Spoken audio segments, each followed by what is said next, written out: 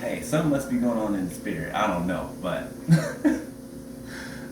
Holy Spirit's working through songs today. Uh, Maybe somebody's having, and this doesn't have to be confined to just a mother-son, mother-daughter relationship. It could be any relationship. But you know, a song I was hearing it just keep coming in my. I said, "I'm sorry, Mama. I never meant to hurt you. I never meant to make you cry, but tonight I'm cleaning out my closet." Y'all know that song, right? Eminem. Yeah. So.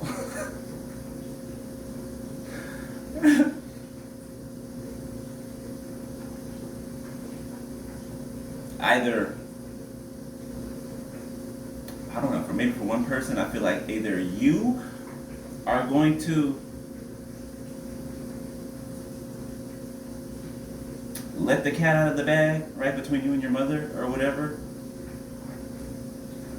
Okay, that I got for one. That's for one specific person.